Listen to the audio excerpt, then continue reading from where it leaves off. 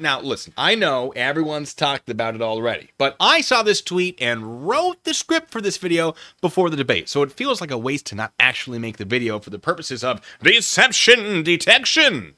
As I've said before, a meme is rarely going to convey an entire story and may merely intend to evoke an emotional response by withholding relevant information. So how do we identify this? Well, it's actually pretty easy.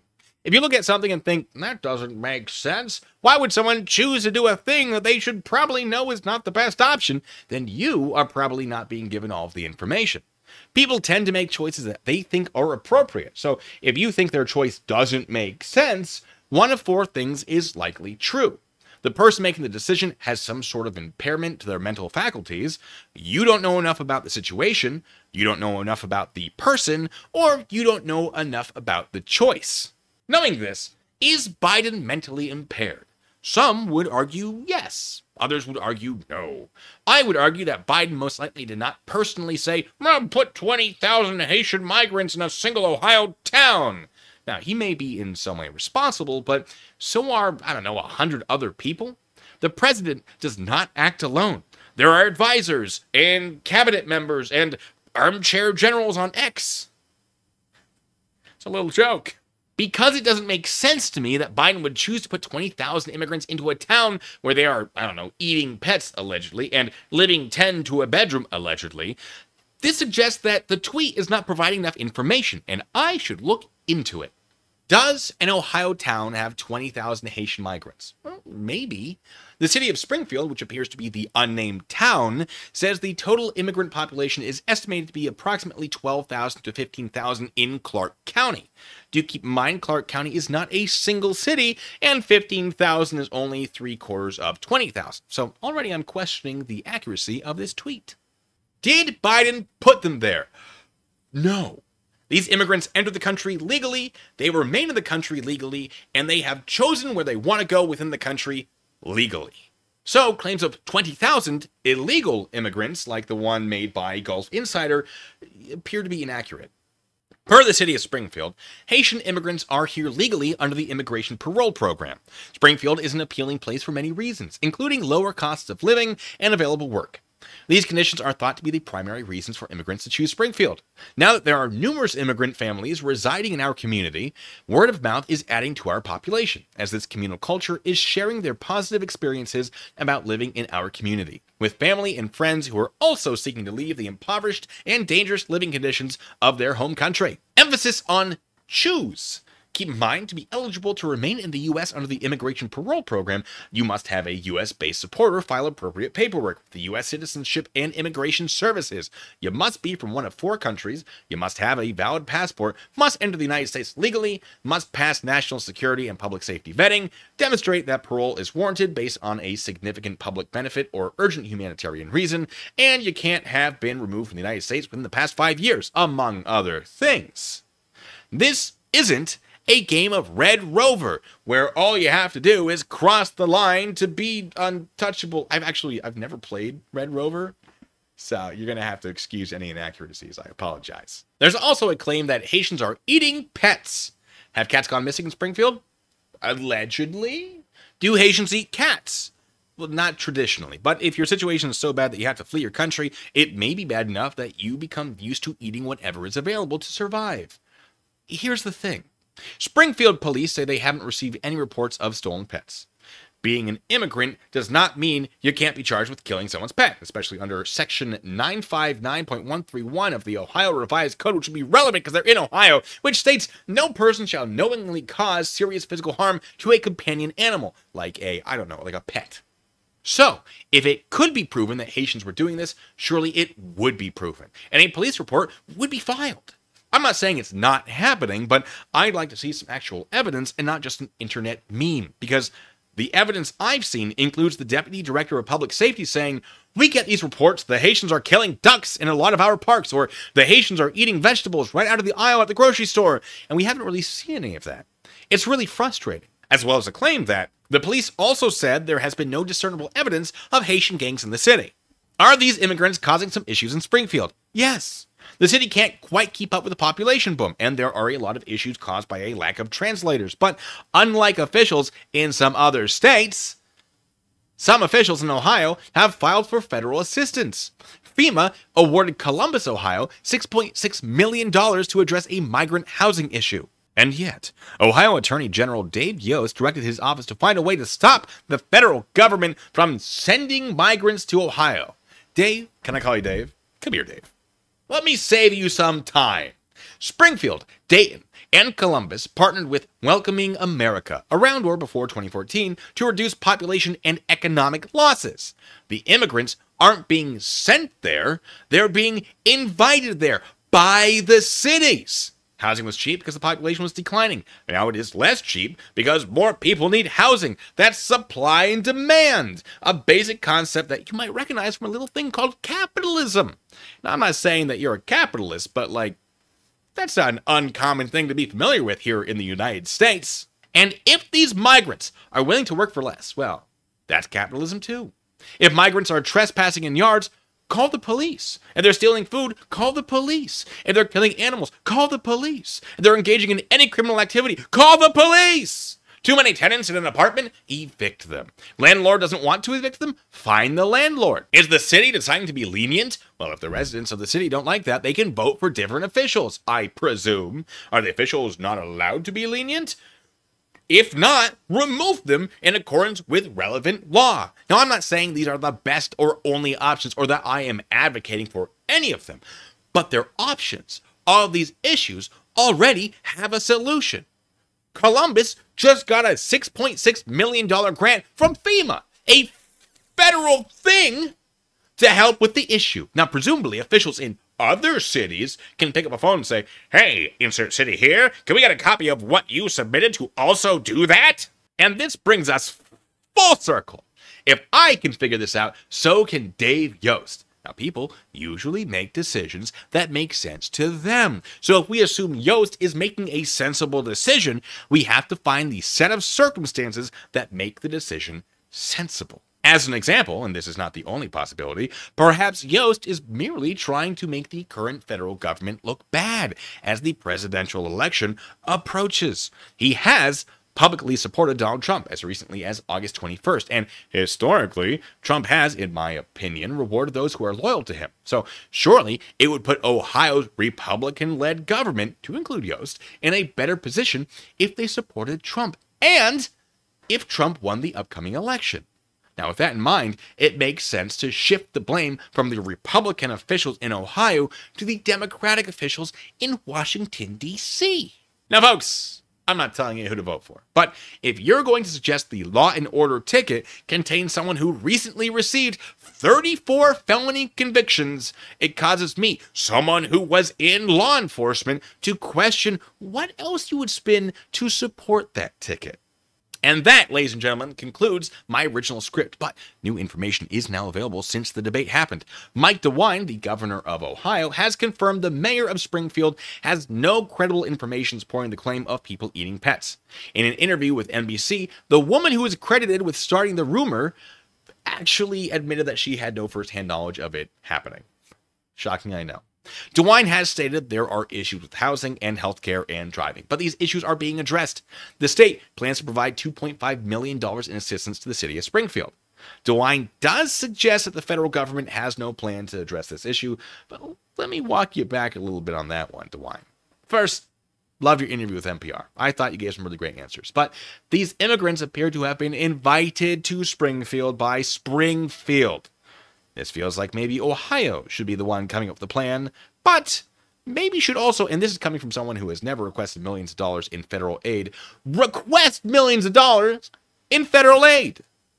You come up with the plan because it's your state that is dealing with this particular flavor of immigration issues, but my thought is the federal government can, in theory, pay for it. FEMA gave money to Columbus to address immigration housing issues. I see no reason why they couldn't give money to Springfield, but I assume you have, at the very least, concepts of a plan, considering you plan to give $2.5 million to Springfield, or is Springfield coming up with a plan to use that money? I don't know. It doesn't really matter. It's just someone should come up with a plan, and I feel like it should be someone in the state of Ohio. Just don't become Texas and pretend the federal government is refusing to help you, when in reality, you're refusing to work with the federal government and refusing to ask them for help through proper channels, I say as an opinion based on observations I've made. Watching Texas complain about the federal government refusing to help them is like watching a football player fail math, but they won't ask for help because they don't want the rest of the team to think they're a nerd. So when a nerd offers to help because the team won't win a shiny new trophy that look great in the school's yearbook if the football player isn't on the team, the football player shoves the nerd in a locker to look cool and then complains that the education system is failing them. Is that too much analogy-wise? I don't know. It's an opinion anyway.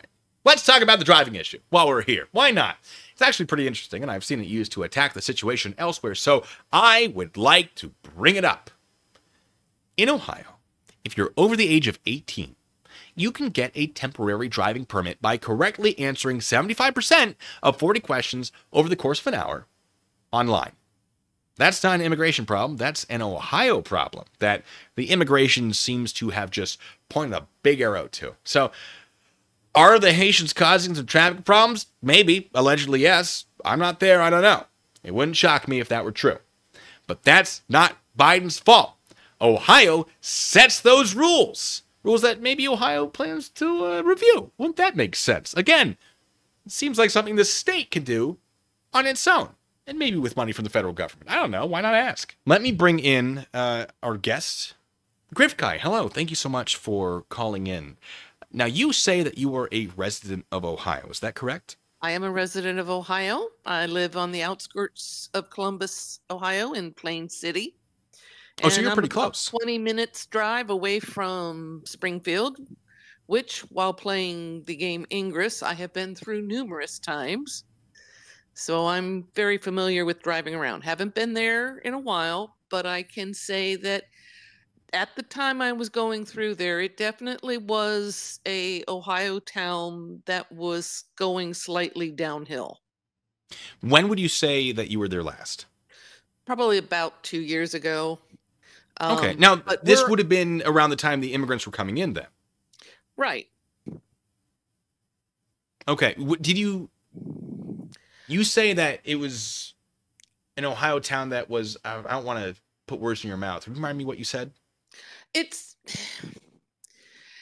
one of those Ohio towns. It's basically halfway between Dayton and Columbus.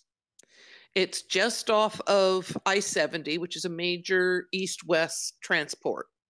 It did have difficulties. It did have, shall we say, a lowering of its income. Would you say that was caused by immigration, or was that already in place? No. Okay. I've been there several times. I mean, it was definitely a bit run down.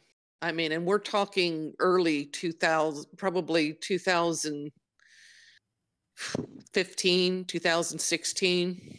Okay, so yeah, because around 2014 is when it appears Springfield and several other cities joined this initiative to welcome immigrants into their cities, to say, hey, we have a spot for you. We have jobs that don't require a lot of experience or education. We have housing that's cheap. So that would make sense that the city would be in kind of a bad spot around the time that they're reaching out for help from people who are coming to the United States. I assume that you've heard from the locals what's happening, or what people are claiming is happening. This has been very common. It's been major in the news. We've had a lot of the Columbus news stations go out to check and see what's going on. And it's the same word over and over. There's no problem with the immigrants. They've interviewed business owners who have done nothing but rave about having the immigrants come in and booster their businesses, assist them. I mean, they're taking up jobs that people weren't there to fill before. Now, surely there are some problems. I've identified some problems with translation, for example, and resources that are available. The town doesn't really, I mean, it's a poor town. Sure. It's it's kind of common to see this in different areas of Ohio when you start So this getting doesn't into the shock more. you, the No, idea that a sudden influx of people that don't speak the sort of common language would cause some issues. That doesn't seem unusual to you in Ohio.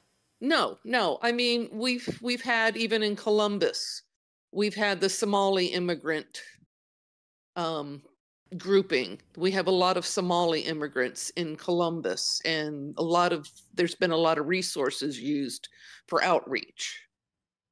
Now, that being said, and I do want to come back to the outreach programs, would you consider unusual that these immigrants would be committing an enormous amount of crime? Or, well, I say enormous, I'm exaggerating a little bit. Or No, I mean, because eating pets. I mean, this That seems wasn't strange. even this wasn't even anything anybody had said or talked about or brought up until all of a sudden, like you said, this meme popped up. And So it just wasn't like being you whispered said, around in communities like, I've seen the same reporting where reporters have found the woman who heard her friend had lost a cat and thought the immigrants were involved and put it on Facebook, and now she's going, well, I didn't think it'd become that big of a deal. fair. You mentioned the outreach programs, though. Can you tell me about those? It's been a while since I've been working. I'm a state employee, and I've worked for Ohio Department of Job and Family Services, helping in the IT department, helping set up a lot of the different departments. And, we've always had programs to assist immigrants integrate into Ohio. State and Um, federal, one of you gotta understand, most people talk about federal funding, state funding, county funding, and it's all one pipeline. There are programs that come through federal funds that get sent to state agencies, who then turn around and filter that money down to the counties. So when someone says, well, where's the federal funds? Well, they've made their way in a roundabout way. There's job assistance programs, child care programs. And I mean, and these are for all residents of Ohio that we've got to reach out and help people.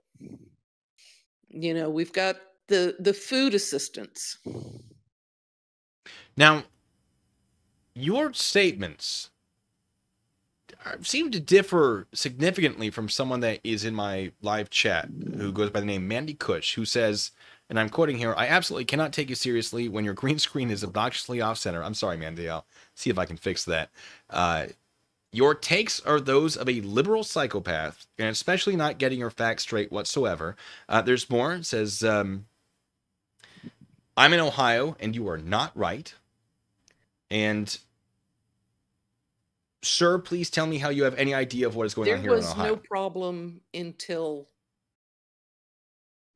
basically it hit the news and the bomb threats came in. So the information I'm providing, that doesn't seem way off base to you? No. Oh, that's good. I mean, I've lived in this area, and I'll be honest, when I used to play Ingress, which had me out driving around finding spots and late at night running into cops, Springfield cops, they're not gonna put up with things going on. Okay. So you don't think that they would decline to be filing these reports to avoid, like, oh, I want to file that, I might look like a racist. You don't think that's what's happening, is they're sort of being overly cautious and stepping on eggshells to avoid making trouble? Not in Ohio. Sure. Because in my mind, there are a lot of government officials who are like, yeah, we've identified a problem, and they're not quiet about it. They're saying, yeah, there are issues, but here's how we're working to fix them. I don't see a reason that they would say, well, let's hide all of this evidence so that we don't look as bad. Because if I were someone who is more nefarious than I am, you're not going to hide anything like that. It's not that big of a town. I might be losing you.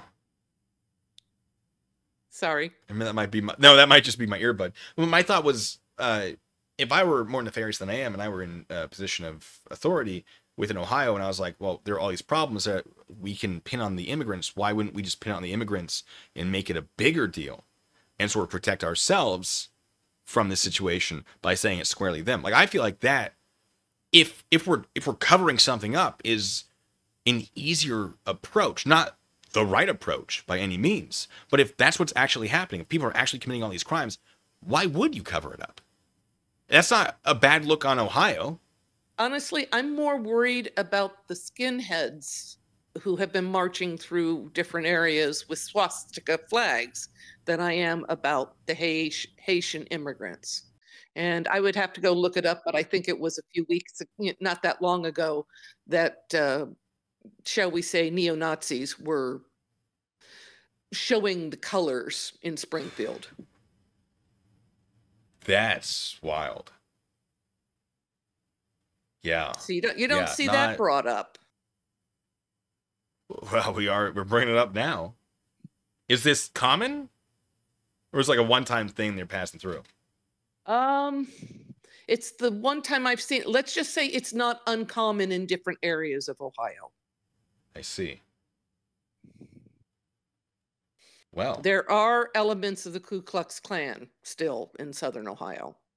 Do you think that maybe these little pockets of Ohio might be, in a pure opinion, might they have motivation to promote this anti-immigration rhetoric?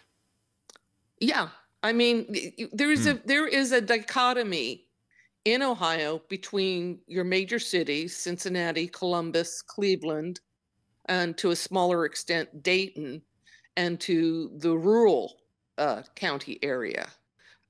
Especially if you start looking up near the Youngstown area, where there's been a large loss of businesses. I mean, we've got farmers who need to sell crops. We've got people who have lost manufacturing jobs. We've had people pull out from the GE plant in southeastern Ohio.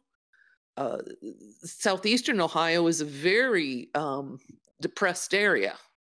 You know, that's where you start rolling into the Appalachia region. Sure. Well, definitely something to keep an eye on. I mean, in both directions, the immigration and the neo-Nazis and similar folk in the KKK.